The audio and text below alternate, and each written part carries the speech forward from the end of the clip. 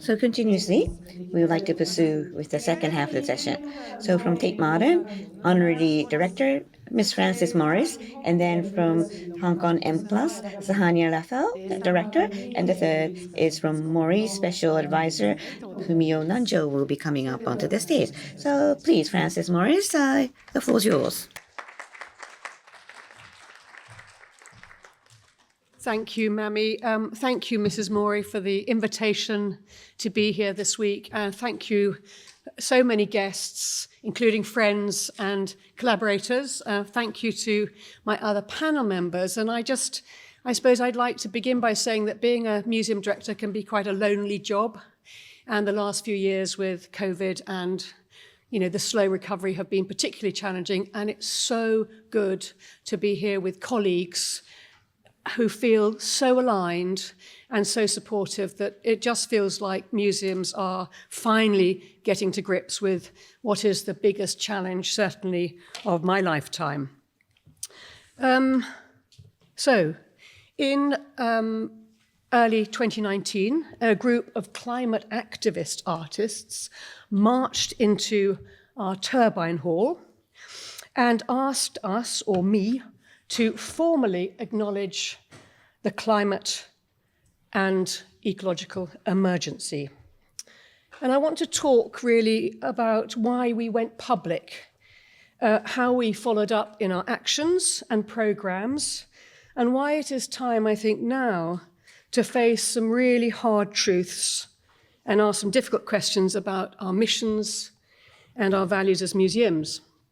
Tate already had a very significant track record in cutting emissions. We started benchmarking as early as 2007 when our new building, the Blavatnik building, which is on the right here, was in gestation. It opened in 2016 and it was designed very ambitiously, like MoMA's new building, to outperform existing legislation on energy efficiency, and it did a really good job by the standards of 2007. But of course, in the 10 years it took to build, there was a quickening realization of the urgency and immensity of the climate and ecological crisis. And I think we saw that in growing concern at home, marching on the streets, and of course internationally. And that was reflected in increasing pressure from our own constituencies of artists and community groups, and the desire somehow expressed that we should take a lead, take a stand. Now, for me and Tate is a state-funded public institution, unlike MoMA, for example. Our response to climate emergency was deeply enmeshed in another crisis, and that I would call a crisis in relevance and responsibility. And I became director of Tate Modern only in 2016 after a long career in other roles, but just as two extremely important reports were published in the UK. One of them, the Warwick report, set out evidence of increasing disaffection from young people, from diverse communities and less affluent audiences. And we could see that in our visitor statistics at Tate. There was a kind of a falling off in the public who we should be serving. And then another report from the Gulbenkian Foundation, recognizing those same issues, urged museums to respond to changing times and changing audience needs by taking on what they described as an increasing civic function. And they described a societal need for museums to work in a number of different modalities, not just the kind of show and tell, art-centric position that museums configured around from the beginning, but they asked us to think about museums as places of learning, as places of debate, as public spaces for open to everyone, as places of meaning and empathy and comfort, and as places of safety and belonging, a place of hope. And the museum, to use easily more tangible metaphor, should combine aspects of the temple, the college, the park, the town hall, and the home. And I took both those reports very much to heart in my first few months as a new director. So working with much more closely with communities and artists was very much on my agenda, even even for a national museum like Tate.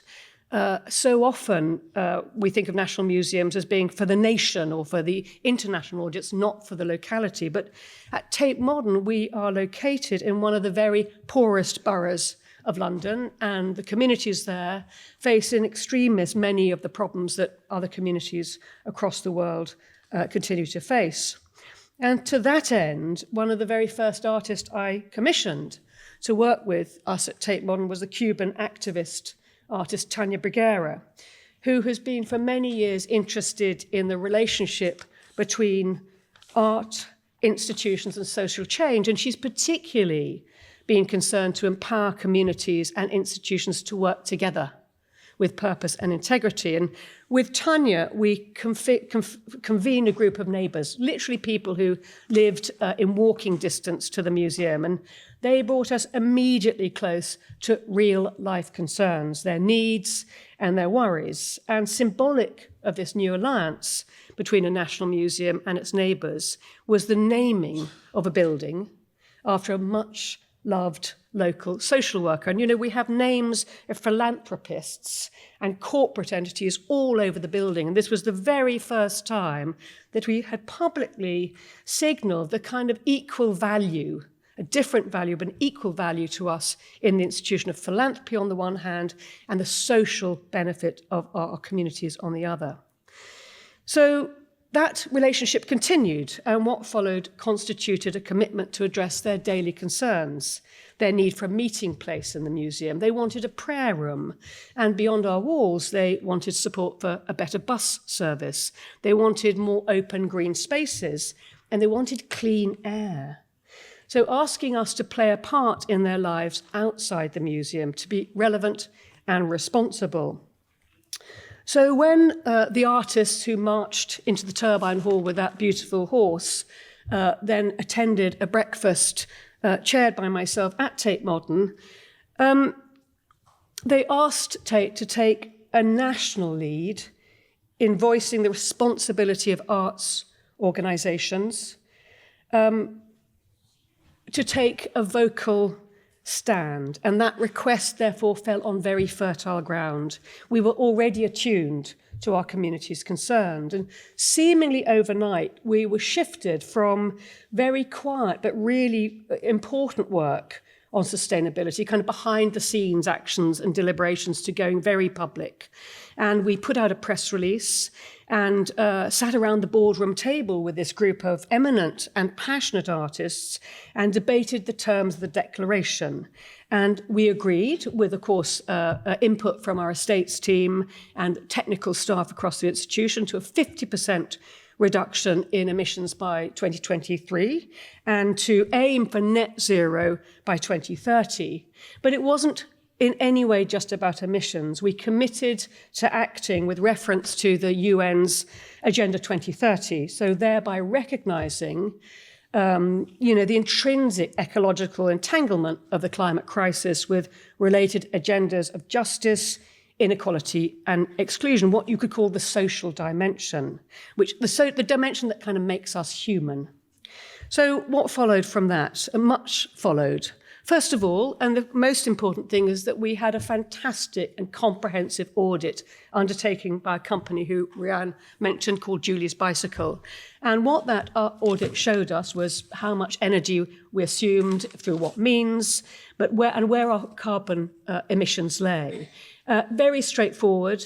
You can see that principally it was energy sources that held our emissions, and then a number of categories: business travel, water and waste stuff, commuting, office paper, retail and food. So those are the scope 1 and 2 emissions that Glenn mentioned, what we call the low-hanging fruit. They're actually very easy to deal with.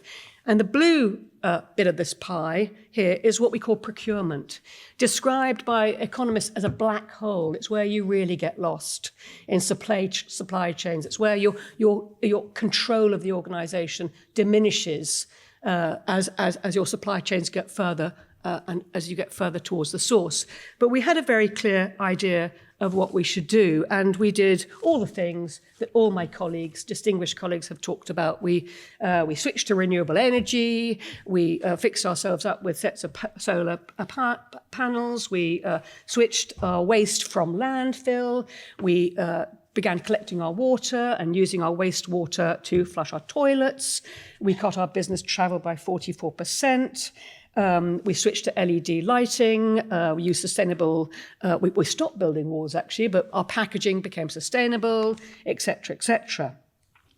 And bravo, we managed to not just get to our 50% in 2023, but we exceeded it by another 10%, probably because of the privations of COVID. So that, in a way, is the good news. But of course, the bad news, as Glenn pointed out, the stark truth, is that only 8% of our carbon emissions are the ones that we can really control. 92% relates to visitor travel. And I'm sure it would be great to talk about this when we have our session, because they are our audiences, they are our lifeblood. Young people come from all over the world to visit our museum, but this is where we really, in the longer term, have to act.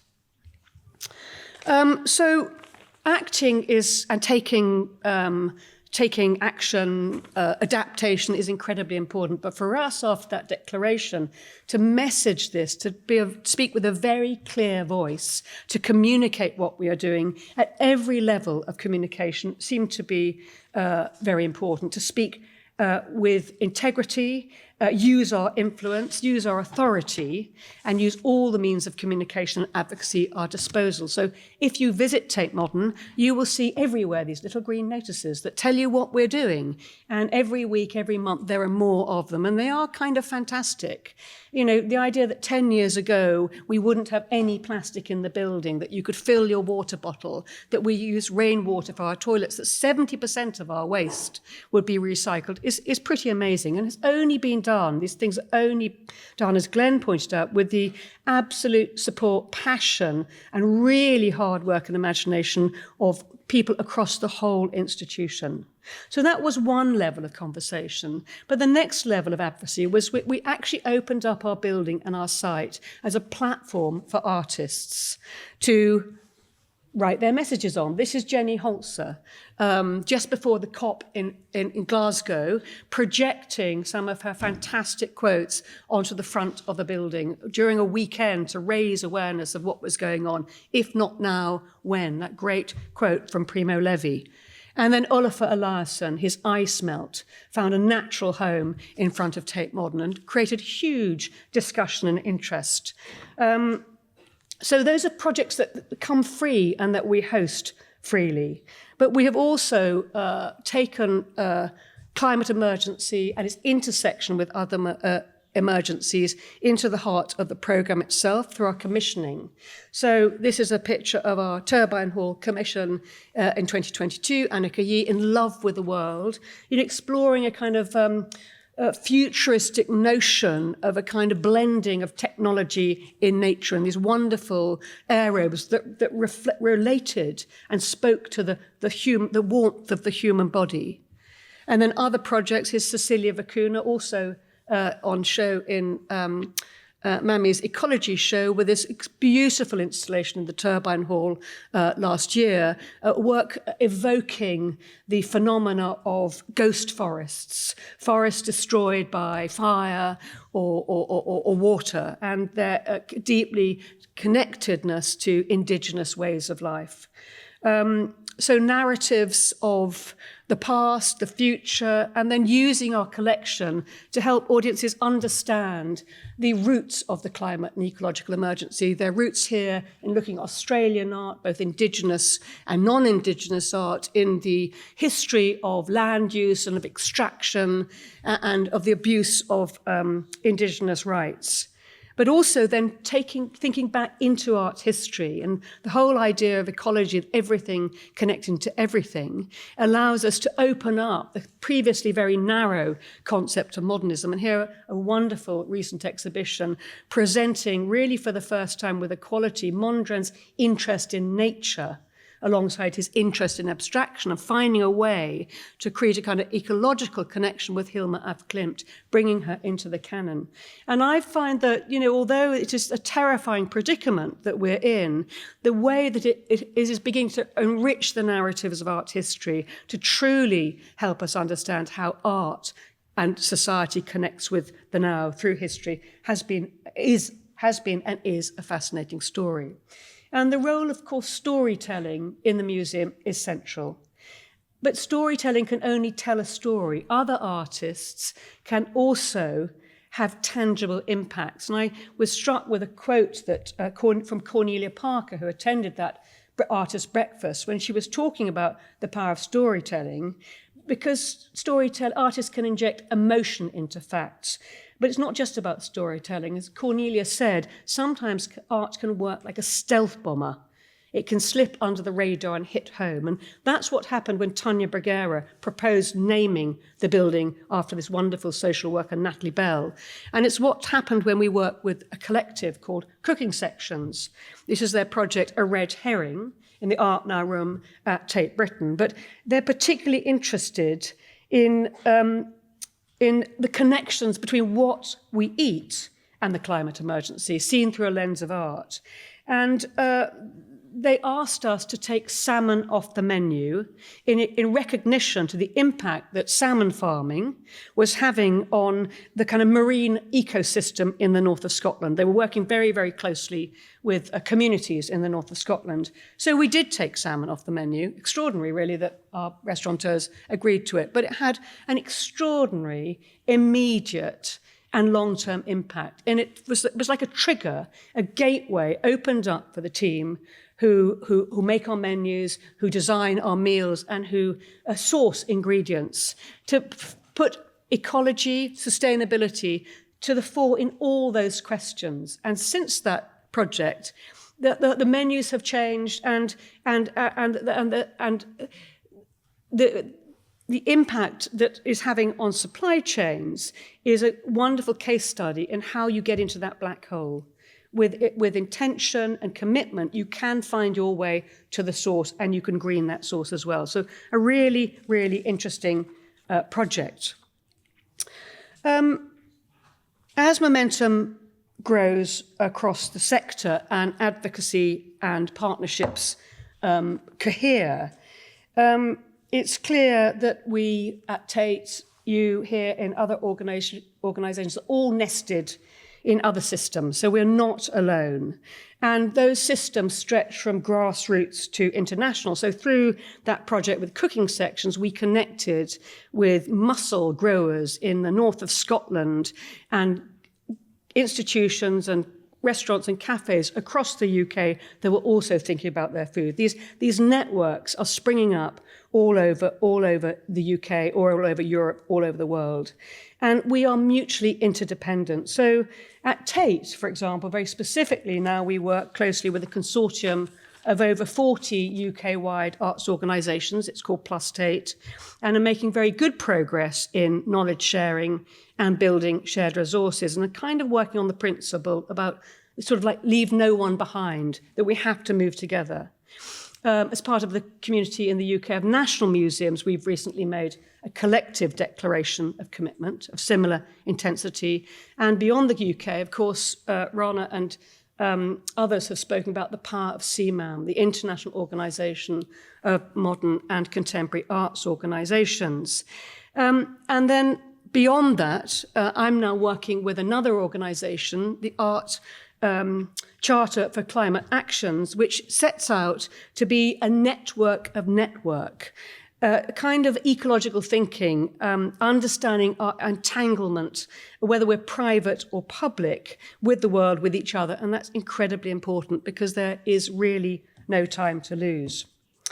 And now I suppose there are some hard truths. We're all doing incredibly well. It's incredibly impressive what we've heard from my colleagues here, but all of us have inherited values and behaviours, as well as, of course, buildings and collections that were born in and suited or seemed to suit very different times. But now in this endangered world, And the world is shaped by those same inherited values, and call them what you like, but colonialism, patriarchy, extractivism, accumulation, competition come to mind.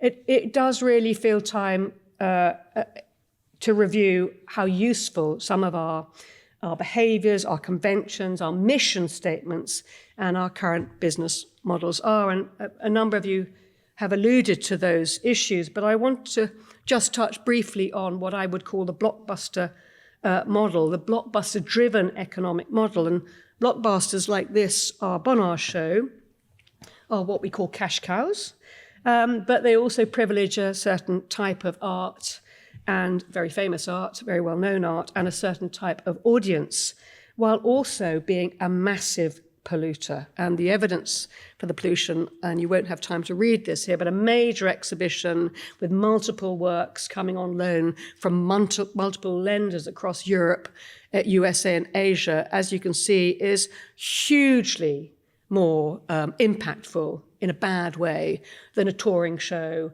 of works from a single collection in Europe, for example. We have a stark choice here. Could we manage our business as it currently stands without this income driver? Probably not, but if we can't, how can we meet our commitment to net zero and to our communities? Because these exhibitions do not serve our communities.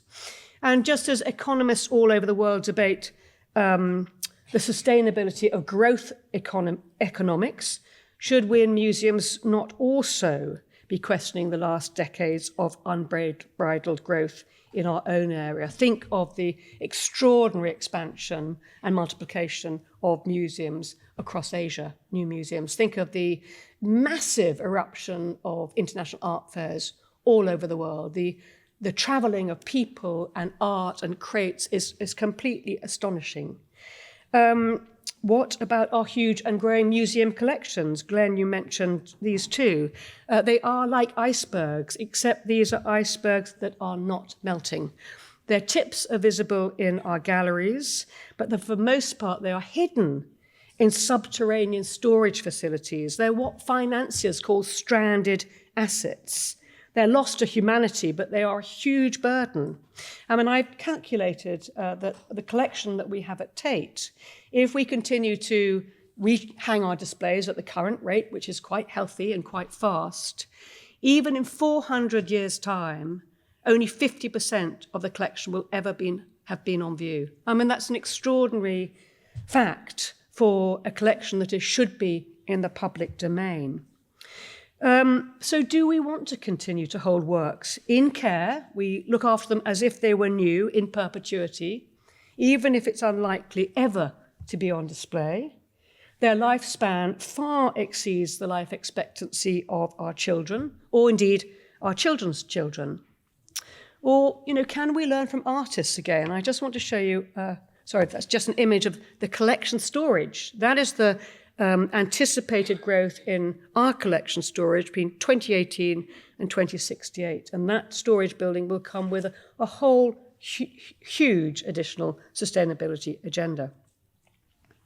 So can we then learn from what artists are doing? This is a work that we acquired from the Mayan Quetzal artist from Guatemala, Edgar Calel, a couple of years ago, who actually won't allow us to own the work.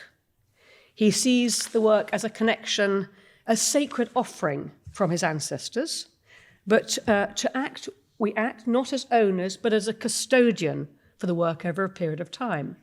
During that period of time, we pay a license fee and we make a donation to the artist community. So there's a beautiful kind of circular economy and no waste. We hold the work, we show the work, we love the work, our audiences experience the work, and then it goes back to its place of origin and maybe to be licensed and on view in another organisation.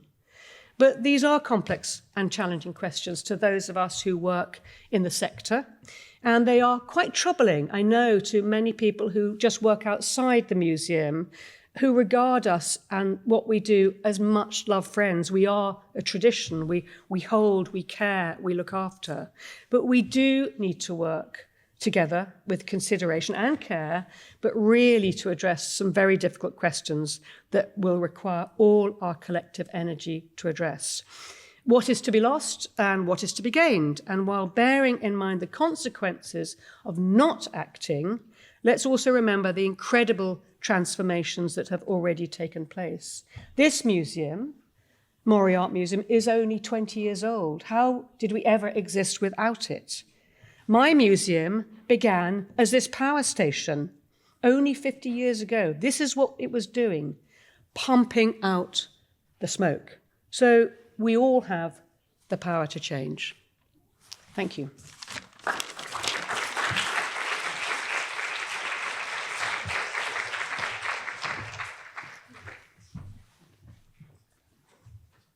Thank you, Frances. Very nice to be here. And I just also want to thank the Mori Art Museum colleagues, Mrs. Mori, for the opportunity to actually share, to learn, and to restate intention. I'm actually going to be wearing two hats in this in this talk, because several speakers earlier spoke about the importance of CMAM. And so as the current president of CMAM, I felt it was really important to talk about how that organization has responded to climate crisis, and then talk about my role as M+ museum director in Hong Kong.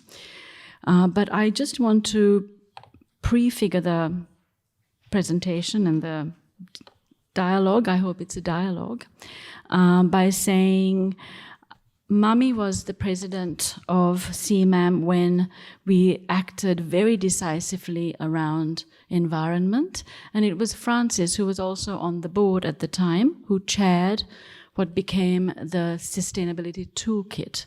So without the two of them, the thinking that we did as a board wouldn't have reached the kind of sophistication that we see what CMAM has done around this thinking.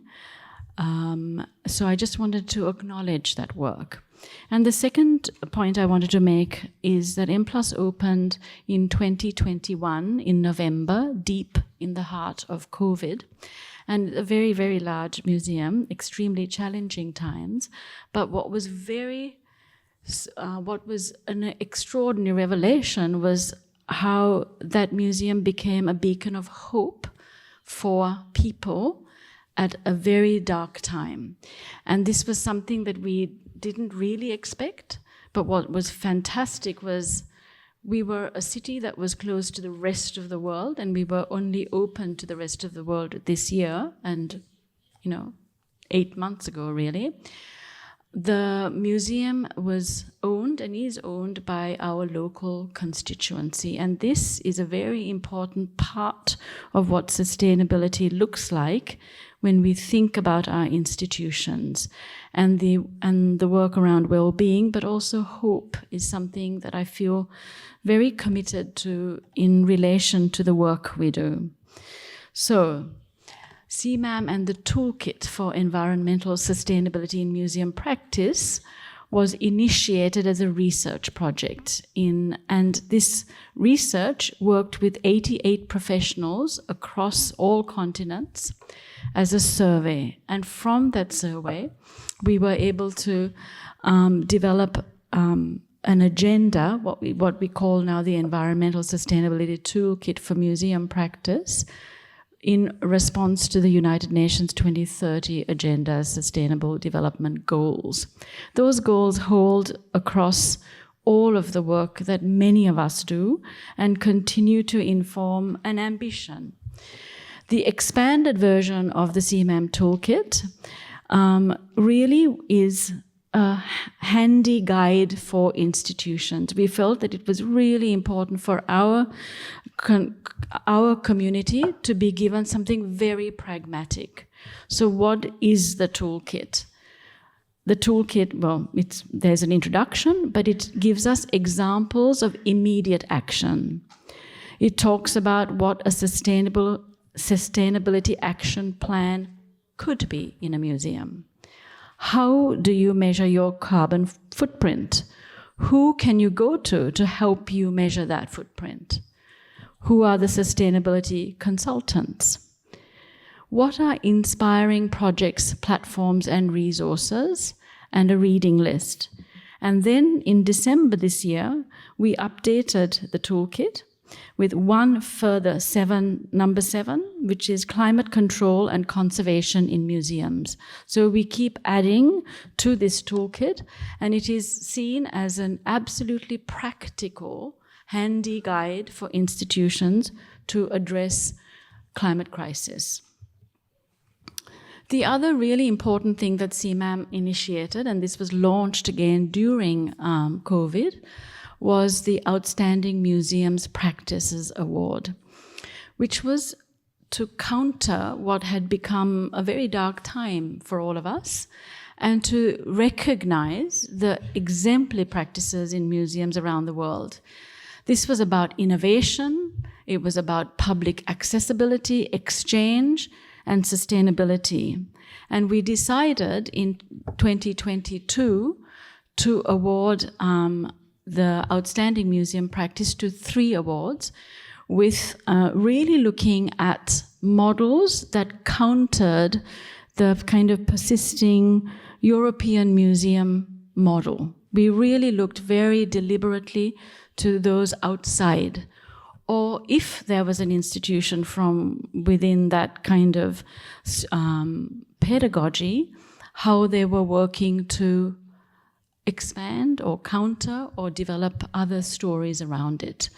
So the three awardees for 2022 were the Cocoma Museum in Amazonia in Brazil, the Museum of Fine Arts in Santa Fe in Argentina, and Mori Art Museum in Chiang Mai in Thailand.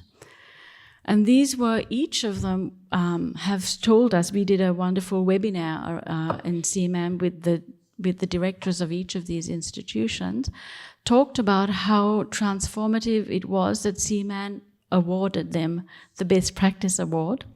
But what was fantastic about, say, the Cocoma Museum in Amazonia was how the indigenous knowledge was applied to non-indigenous model, and bringing in indigenous knowledge systems has become a goal, if you like, for CMAM in this next 3 years as part of our sustainability work. Because as a group, as a board, we have 3 years, and we decide, okay, what can we bring with focus and impact?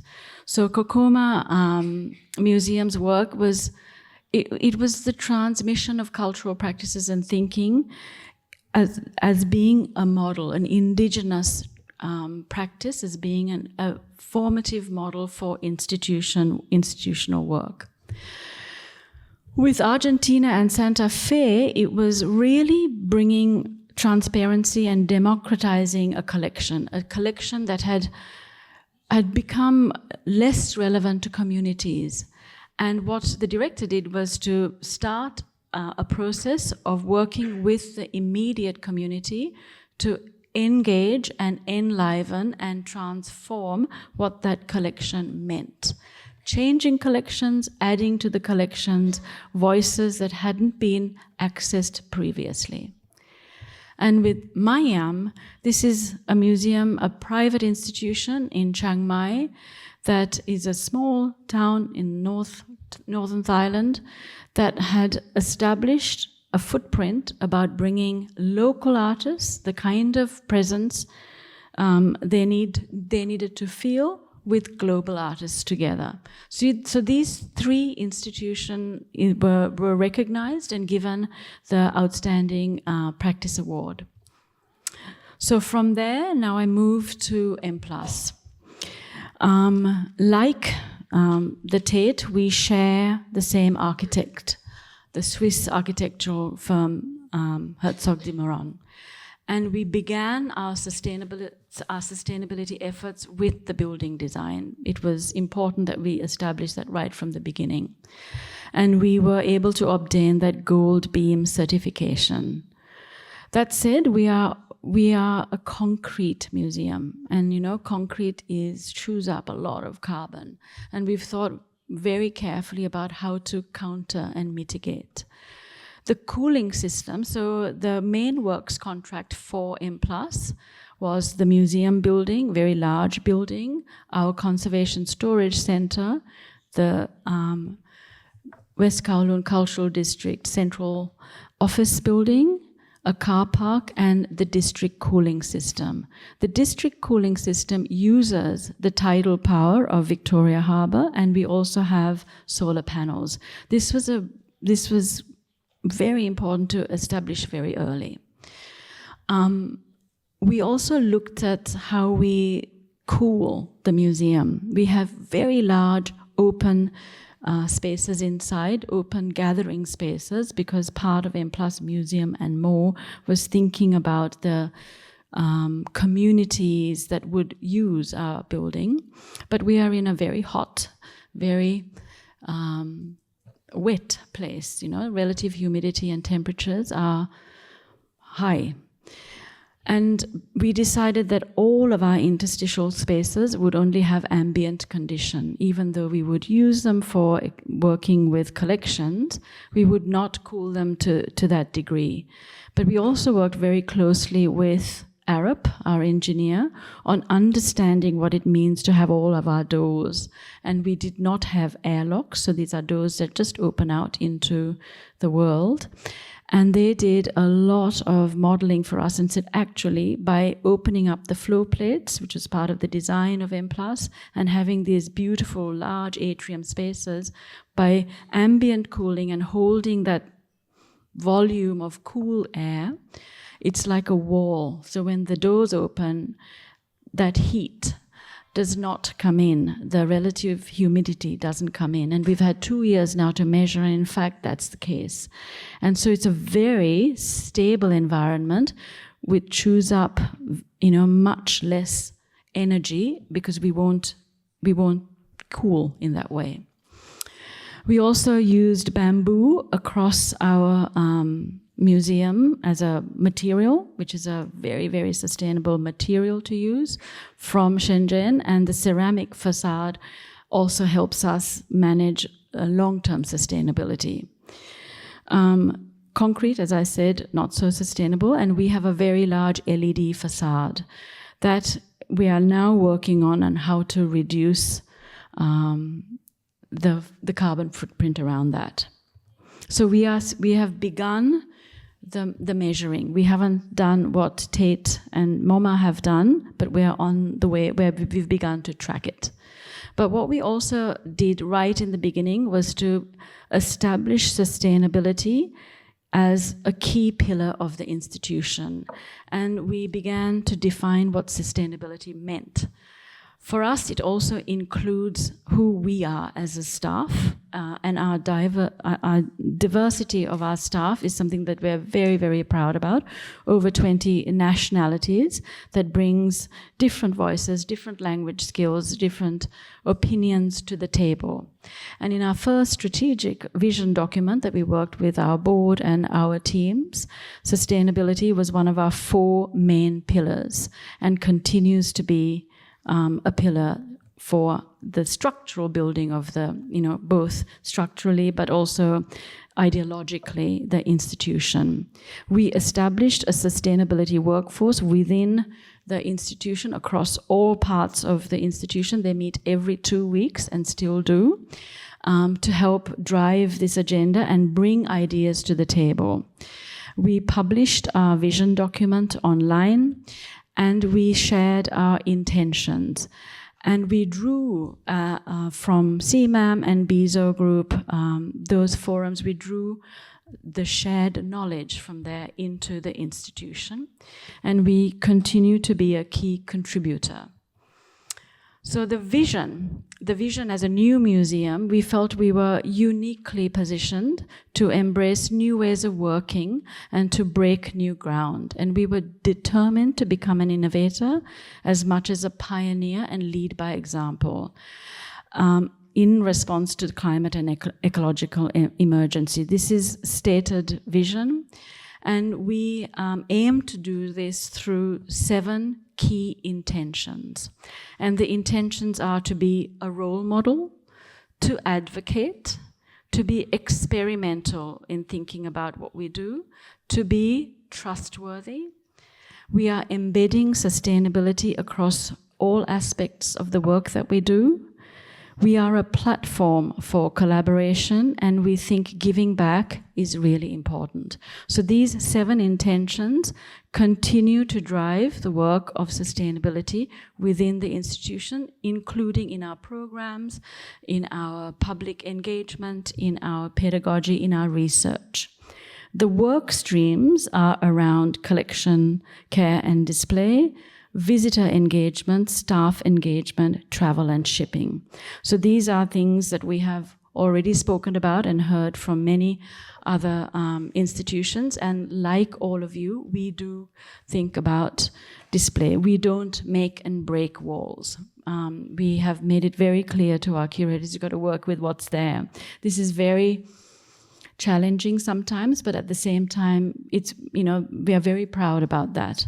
The visitor engagement is also part of how we build sustainability. We talk about what we need to do, and we need to continually talk about what we do, both inside and outside.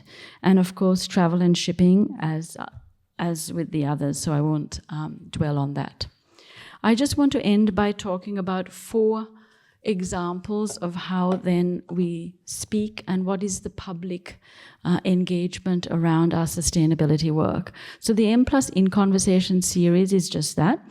And this one was based on a group of works in our collection by the Spanish designer Alvaro Catalan-Diacon in conversation with Iko Yokoyama. And these objects are woven objects, and they are objects, useful objects. They are in part of our design collection, where Alvaro works with communities in Chile, in Thailand, in Ethiopia, in Colombia, to recycle plastic, but using traditional weaving methods to revive that weaving, and with those women. So we did a fabulous in conversation that included these Chilean women together with Alvaro and Iko as an online talk in 2022. It was an incredible reception. I should say that our digital work that we do is as important as the physical work, and Glenn was talking about the digital becoming more enmeshed, and certainly in Hong Kong and Greater China, the digital is without question. And when we project into Greater China, the audience reach is phenomenal. So right now we have something like 70 million digital audience, of which 50 million are in Greater China, which is an awesome number, and we continually think about what does that really mean. But there it is. So another project, collaboration, as I said, one of our intentions. This is a work that we did with Hong Kong Ballet in the museum, and it was a co-presentation of a series called Beyond Carbon, where dance performances were held across the museum, and it was really reflecting on issues of water, our carbon footprint, and the impact on humans, of humans on the animal kingdom. And we commissioned choreographers, 7 choreographers, to work with the museum on this and to reach a very different audience through this collaboration. Then, of course, in Plus, we have cinema programs as well. And one of our spring edition for this year was exactly this: thinking global, acting local, ecology on film. So we dug deep into the film histories and developed a spring edition on in our cinemas that was looking at this issue. And finally, later next year, we want to build a conference, both virtual and local in Hong Kong, that talks about sustainability and the ambition, and to focus it around Asia. We need to really build a base and a knowledge base and an advocacy base in the region to discuss and think about how we're going to mitigate our own environmental impacts. The goal of the symposium is to amplify conversations from our part of the world, but as being part of a global conversation, and to build networks with institutions from our region to share really practical solutions and thinking together how we address climate crisis. So with that, I say thank you and hand over to Nanjo-san.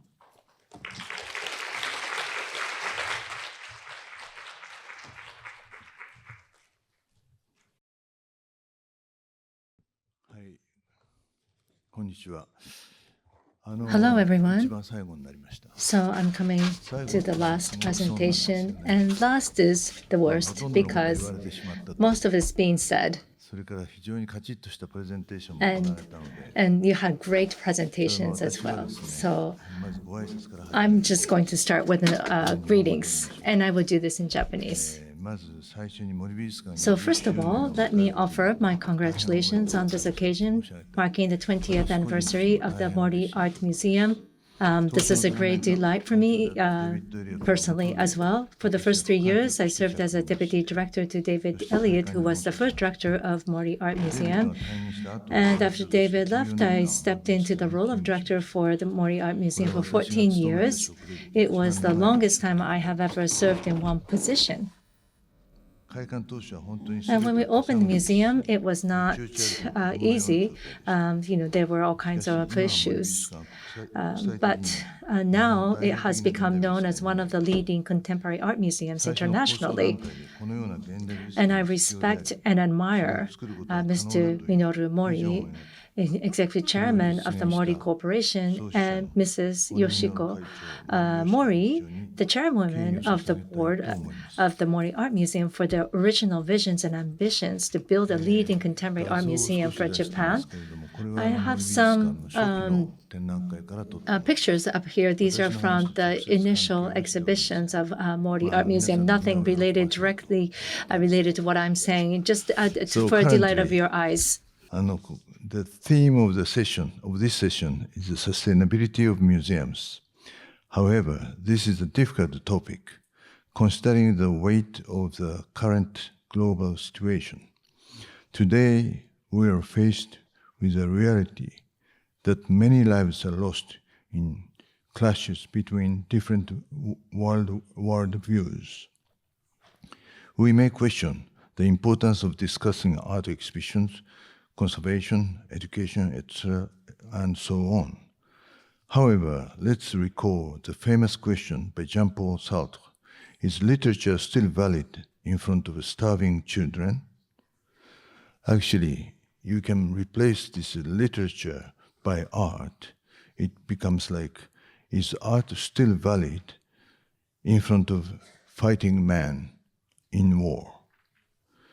But today we need to consider what the real problems are. If global warming continues, there will be no winners or losers. Neither will survive. Issues regarding the global environment are probably the most serious problems we now face. Let's get back to the museum business. To begin with, contemporary art museums are places where many artworks are preserved for the future. Art museums are also becoming platform for making and presenting artworks by living artists. The true desire of artists in making art is to select and use materials freely. However, we are told that certain materials are harmful to the environment, or their use will lead to more energy consumption. This may restrict the spirit of free expression.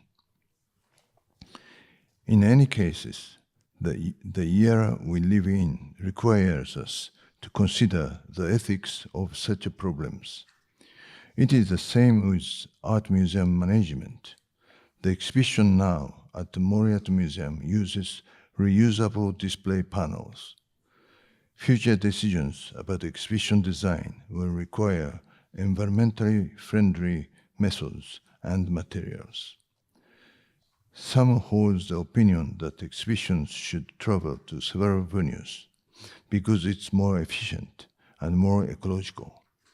But at the same time, there is the opposite view that touring exhibitions are inefficient.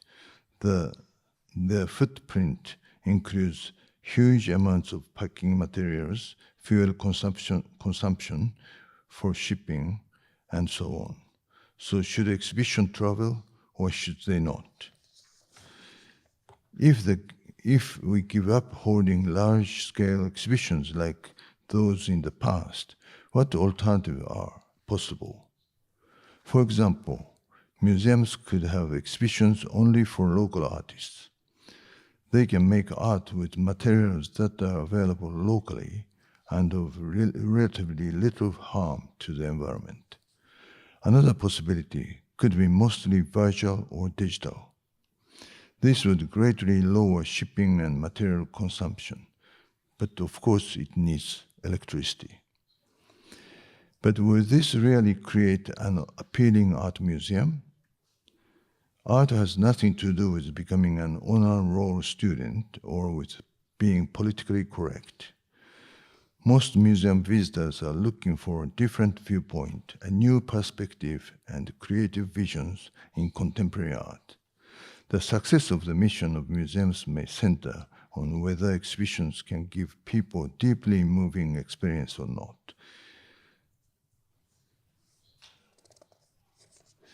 We have to know how to play the new game in the new rules. I believe that the advancement of technology will solve a large part of our ecological problems, but it is not a fundamental solution maybe. I have organized several exhibitions related to technology at the Mori Art Museum. Through that experience, I felt that technology can change the lives of people drastically in near future. However, whether technology can solve the ecological problem depends greatly on how people use it, and we cannot be always optimistic about it. Here, I would like to take a different angle and go back to the history of Japan. The Edo period, which began over 400 years ago, was an unusual historical period, even by international standards, considering that it was almost 260 years of peaceful rule by the Tokugawa shogunate. According to the Professor Yuko Tanaka, a scholar of the Edo period, Edo society was run on a circular economy. The origin of the word keizai, which means economy in Japanese today, is the term keisei zaimin, which meant supporting people through economics. It did not refer to making money, but rather to producing the goods necessary for daily life. In this vision, it was important not to overuse resources.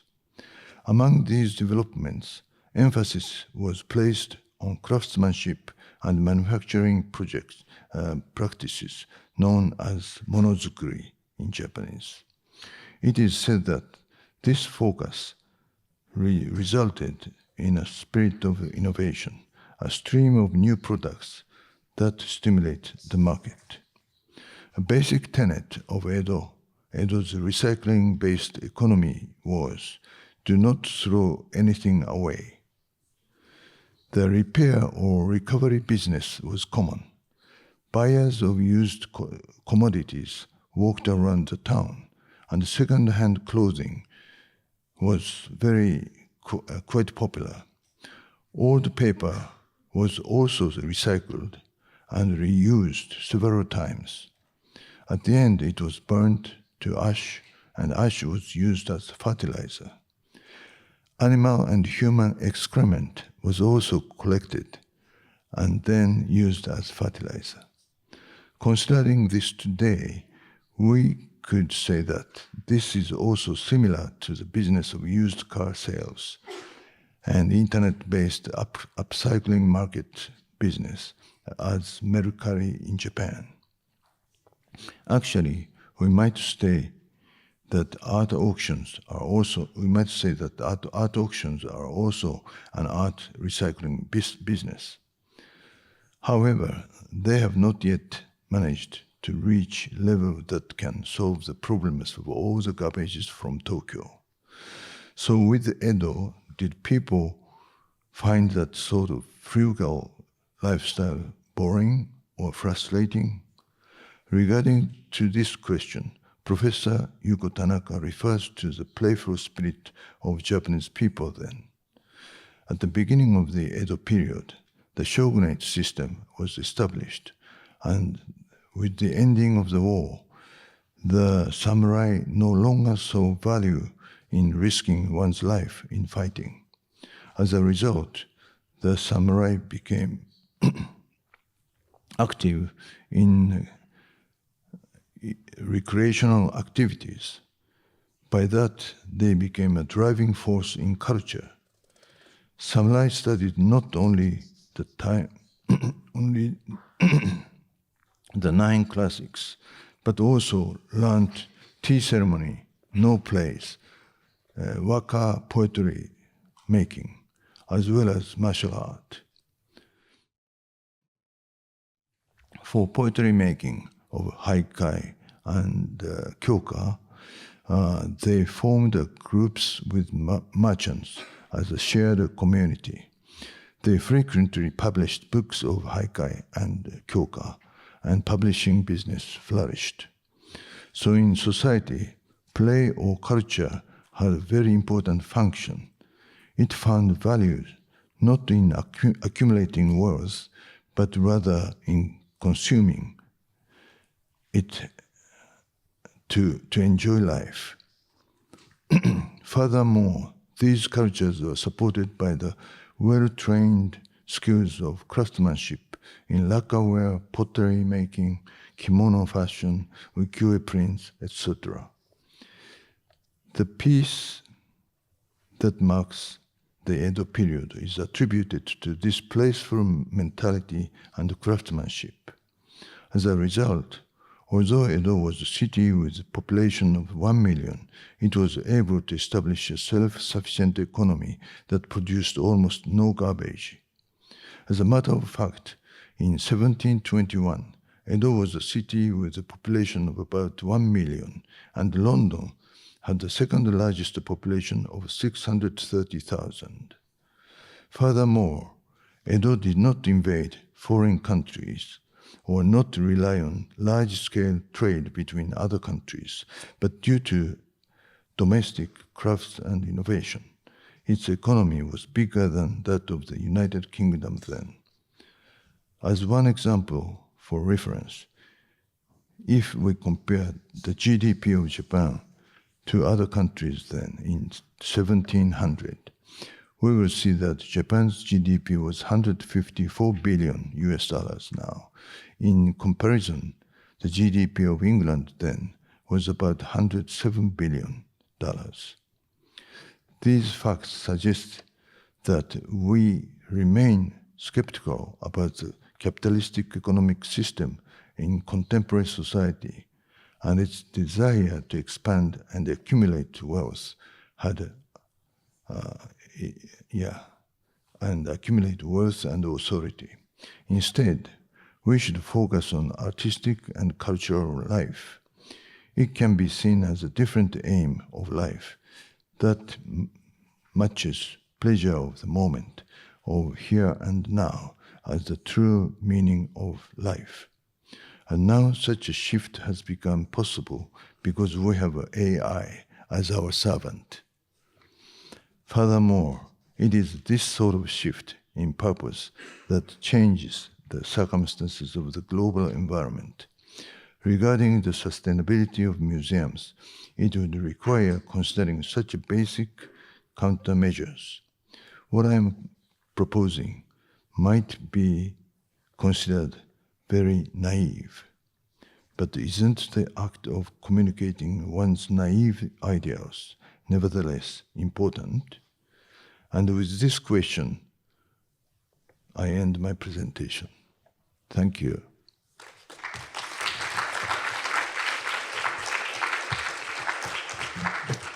ありがとうございました。それでは2回目のディスカッションセッションに入りたいと思います。So can we please go up to the stage for two speakers, and then also may I ask Glenn to be also on the stage because I wanted to talk about the Bizo group.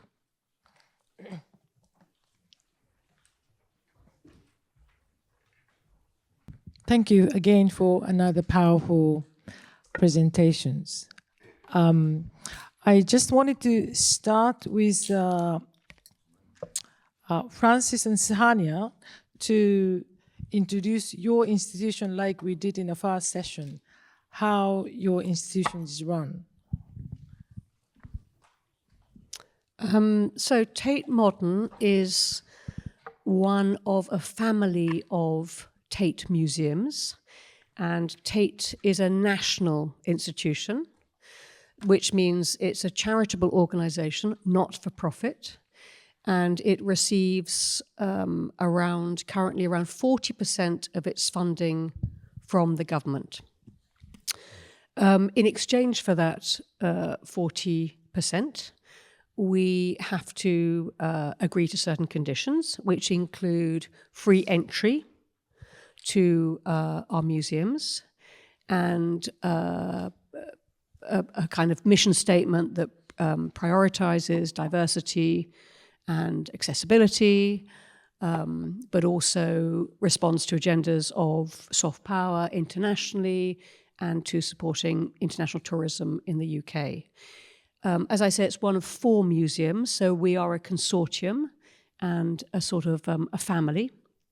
And Tate Modern represents international, modern and contemporary art. I have to just add to that when I joined the museum at the end of the 80s, our funding from the government was 100%. So during the course of 35 years, year on year, the government have slowly withdrawn the public purse. So the remaining percentage, currently around 65%, derives from combination of ticket sales for exhibitions and associated income. So very significant income from restaurants, shops, products, hires. But also we have a very successful membership scheme and, of course, considerable amounts of philanthropy from corporate sponsors and individual givers. M+ is part of the West Kowloon Cultural District Authority, and it has a very interesting business plan.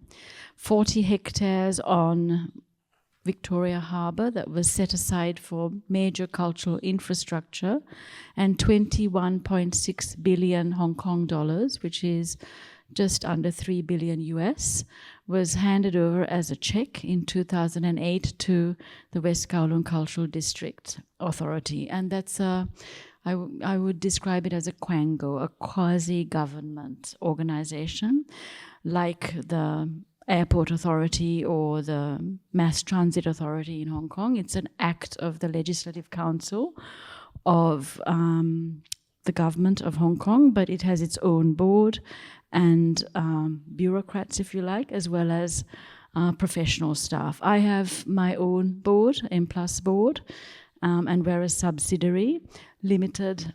I think Eugene has the same similar kind of structural relationship. We are a company limited by guarantee, wholly owned by West Kowloon, and I get 40% of my operational budget from West Kowloon, and I have to raise 60% of that. We are both free and not free as an institution. The bulk of our collections you have to pay a ticket for, and special exhibitions, but we have many parts of the museum that are free to our audiences as well. And we always work on giving at least one major exhibition space as a free exhibition for people. But I need to generate income, so my ticketing is 40% of that 60% that I need. And the rest is through philanthropy, corporate sponsorship, retail, and events. Thank you. Yes, and it was interesting to hear many of the speakers spoke about the CMAM and BISO. And CMAM is under ICOM. The ICOM is under UNESCO. And it's one of the museum association, and it started in 1962 as a part of the international committee of ICOM. But a few years ago, CMAM became independent. Now it's an affiliated organization, but it has over now 700 members, and to connect all the museum professionals, art museum professionals.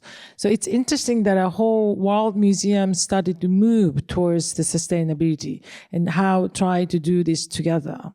And the BISO group is more kind of discreet. But maybe, Glenn, you could introduce what it is, and then this green protocol that a BISO group is stating is so important for all the museums. Thank you, Mami. The BISO group is not a secret society. It is actually a group of around 60 museum directors drawn from around the world, although still largely Eurocentric and North American focused, but increasingly with a presence with directors from Asia, Africa, and Latin America. It's called the BISO Group because in 1991, Irène Bizot, who was the director of the French National Museums, decided under the umbrella of UNESCO to bring together colleagues to originally talk about how to better exchange works of art through exhibitions, and to develop common protocols for couriers, insurance, and other exhibition-related materials. Like CMAM, it eventually became independent of UNESCO. It's now a self-perpetuating group. And in 2013, I think, it could have been 2010, Nick Sirota, who was the mastermind behind the Tate family of museums, was charged by the BISO group to lead a small committee to develop protocols around the sustainable exchange of art and to develop protocols around climate control within buildings. I was on that small committee that worked with Nick. And it was, I would say, initially a very complicated and contentious process because the members of the BISO group couldn't agree on a set of standards. And it was actually very frustrating because the standards were not particularly complicated. Today we would laugh at it. They seem so simple. Nick, who was not only a brilliant director, is not only a brilliant director, but also a great politician and diplomat, managed after really years of trying to rally the group to agree in principle to the idea of a common set of standards that would be far more relaxed than the set of standards currently being used for controlling climate in buildings and so on. Recently, as a result of the pandemic, the climate control issue was revived and a new green protocol was promulgated with a new group of people, and it was easily adopted. This just shows you what a decade of difference can make as we have become far more sensitized to the importance of climate. So why are the green protocols important? The BISO group has absolutely no standing. It does not represent any one nation. It doesn't represent any one political position. It is simply a group of colleagues who agree to share information and knowledge. But the green protocols are a standard by which we within the BISO group can work, but we can also share them with our colleagues outside the BISO group, and they help to establish, if you wish, a baseline to measure how our institutions are adapting to climate change and to this urgent need to be more sustainable. Why is this important? Because museums are massive consumers of energy, as you saw in some of the presentations, and anything we can do to reduce our consumption of energy is beneficial.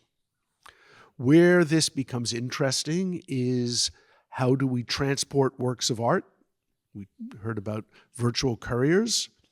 How do we heat our buildings? How do we cool our buildings? How do we keep the relative humidity in our buildings constant? All have a set of options about how narrow those parameters are or how wide they are. So the BIZO group has established a set of protocols that endeavor to open up the standards so that they are more flexible, and thus our programs and our buildings more environmentally sensitive. But also, it's requiring all other museums also to be aligned with this the green standards. Well, I think the challenge, and here we get into the weeds of how museums operate, is that even those of us within the BIZO group who have adopted the green protocols or have even gone farther than the green protocols often require institutions that we lend to retain much stricter controls. So we have yet to find a kind of consistent protocol where we treat those whom we lend to with the same respect as we treat ourselves.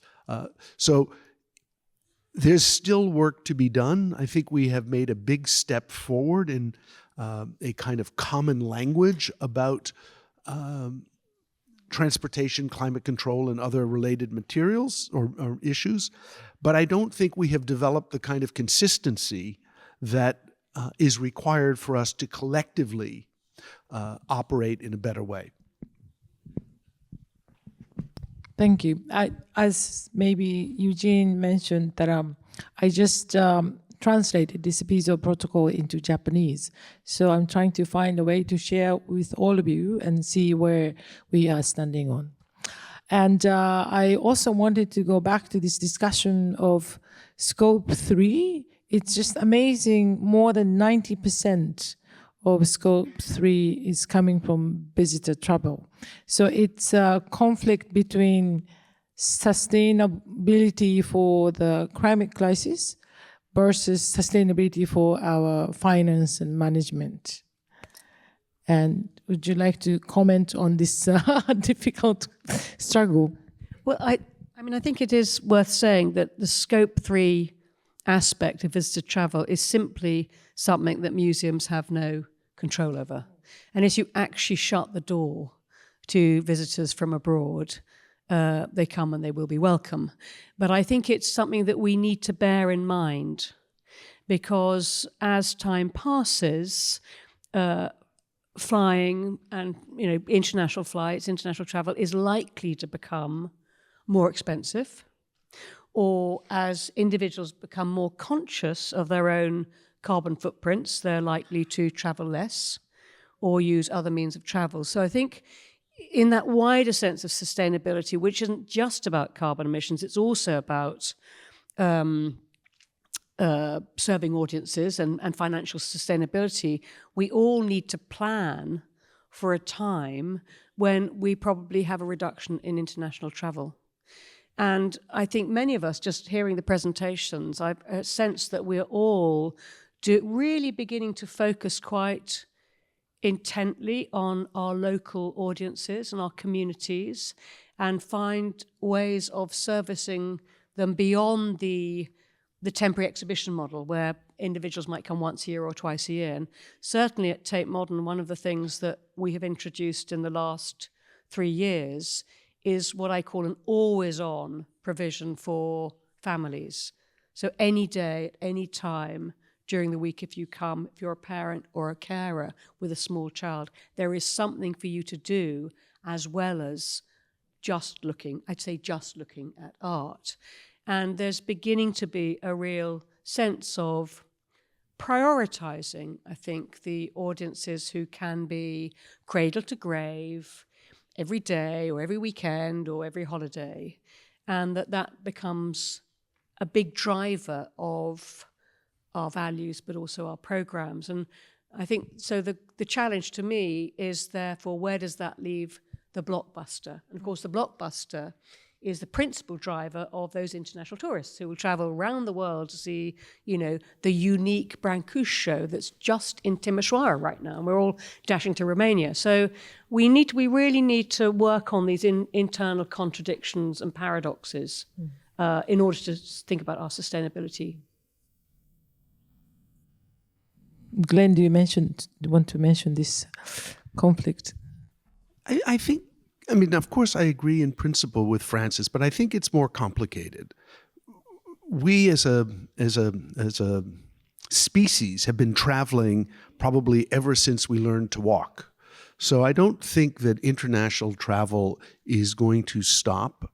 And all of the indicators are that at the moment it's actually increasing.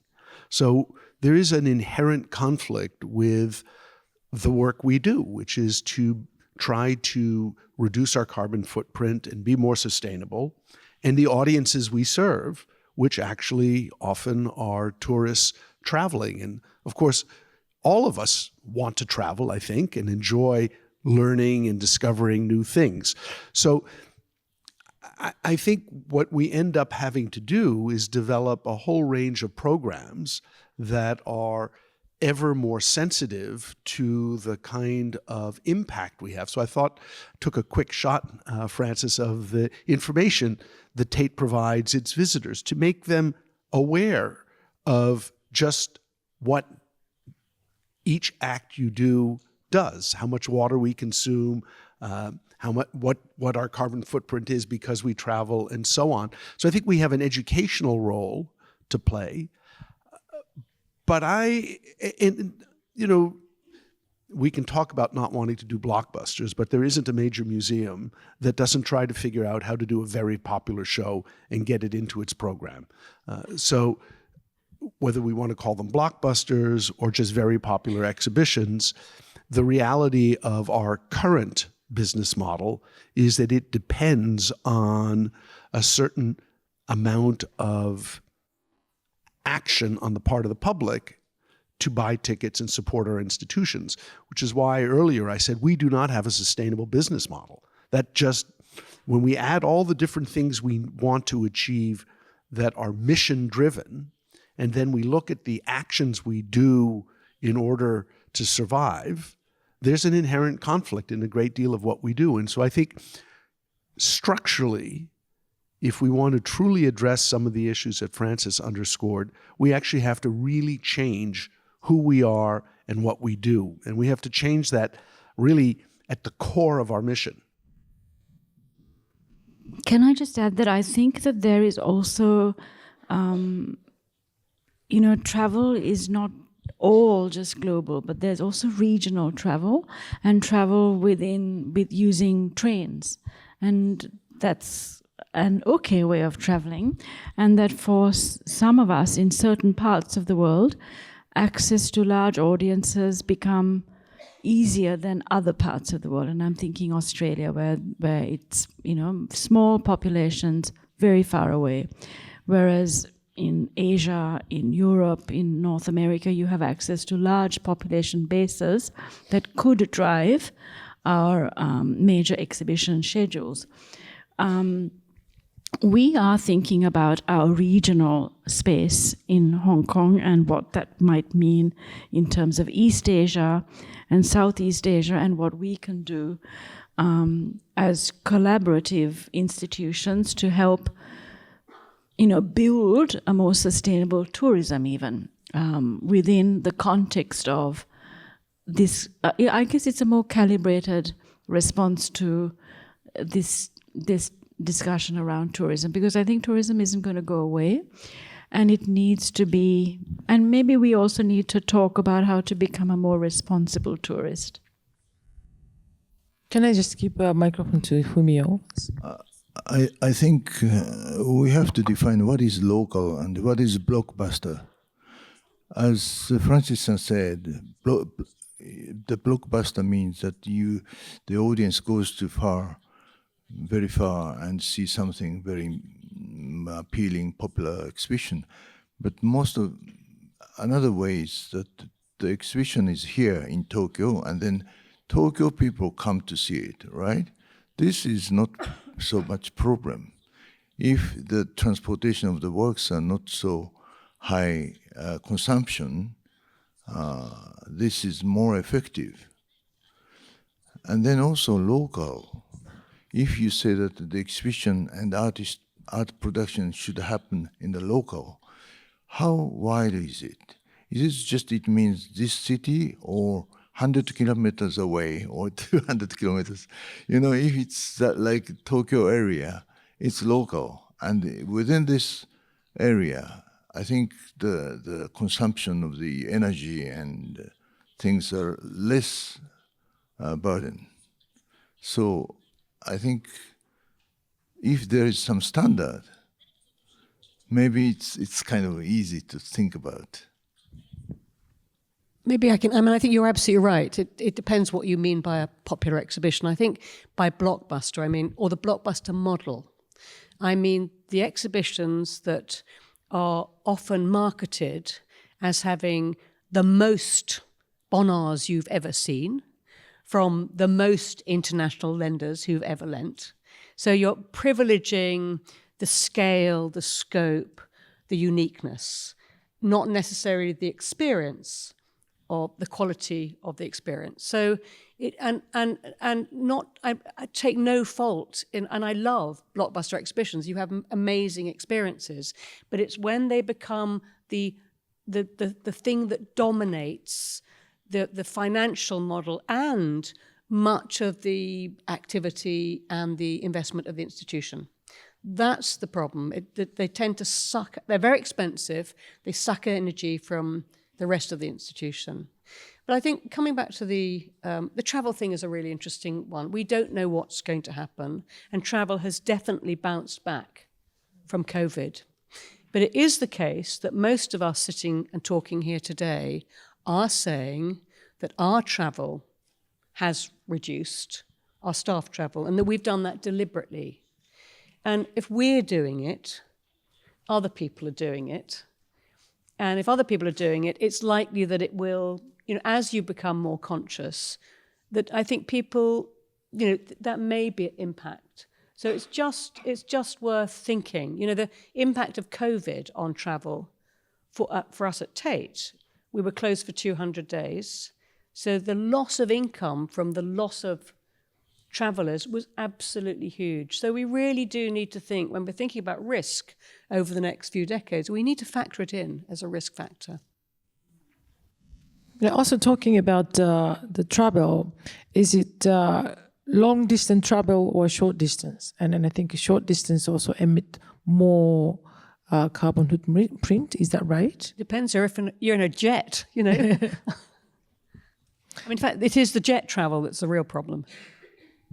Yeah, because I think the area like Europe, you can take trains to go to different cities using a few more hours. But place like Japan is quite difficult we have to start taking a boat. So it really depends on where you are. But at the same time, I'm thinking that particularly after COVID, that it makes more sense to focus on your region, not in maybe one is your own local city, and then you can look at your nation, but also the larger region. Like for us, it's Asia and possibly Asia Pacific, and instead of trying to be sort of worldwide, reached out museum and see how we can have in-depth research and studies on the region. I don't know if the short distance makes the difference. But talking about the locality, maybe Fumio, you can talk about your example with Towada, that he's consulting one of the regional museum, and you changed the exhibition from temporary exhibition to long-term display. I run 3 museums now, but one is in Towada, which is basically showing a lot of permanent collection. And they are all contemporary art, but in one gallery, one big installation. So it is, from the beginning, it is sort of immersive works of the collection. So in a sense, people don't really have to confront the sculpture or paintings and think what it means. They can experience by body, I mean, as an experience, they don't question what it means. They just enjoy. And most of the 80% of the exhibits are this kind of permanent collection. Constantly people coming. We don't change. Actually, we have a temporary exhibition space, but it's very small. And we do small exhibitions by young artists to introduce young artists. But the main reason people coming are to see this permanent collection. And for more than 10 years, it was not changed, but still people are coming. And they know what they can see before they come, but they want to confirm, they want to see. It's like Eiffel Tower in Paris. You know what it is, you know the images of it, but you want to go there in real, something like that.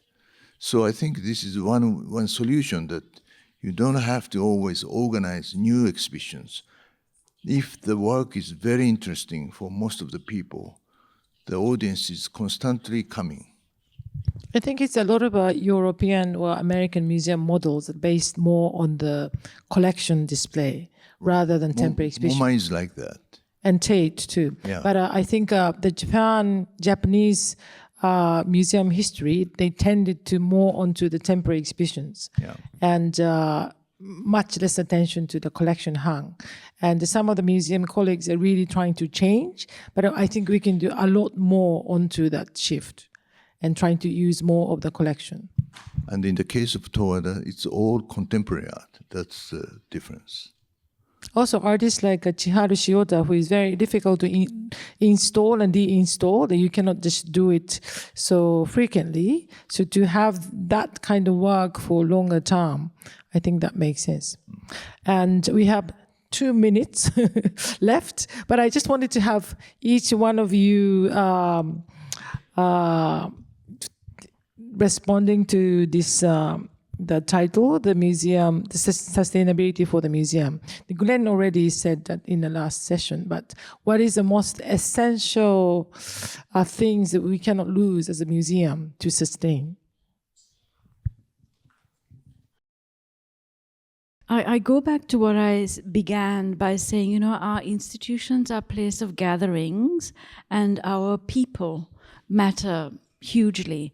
So I think for me, the institution as a place of hope for that social activity with our collections and our artists and our artworks. I think that is the most important thing.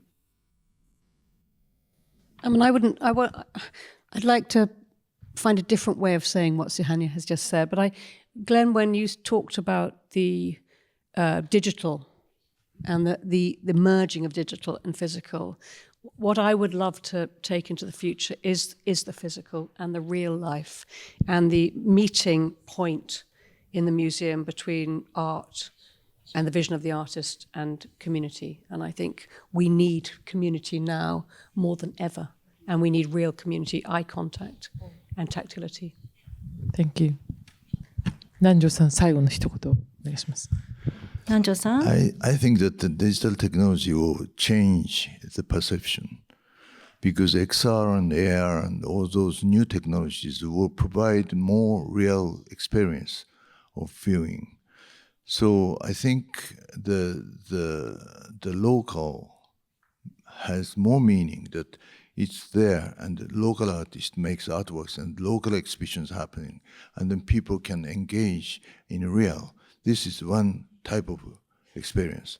And another is very virtual. And virtual will also very much flourish in the future, I think. Thank you very much. And thank you very much for all. And it looks like I cannot, unfortunately, take your questions. But I think some of the questions that you sent us prior to the symposium, after listening to all these speakers, I think most of the questions had been answered by these discussions. So I really thank Session 2 speakers for sharing your insights and expertise, and then also Session 1 speakers too.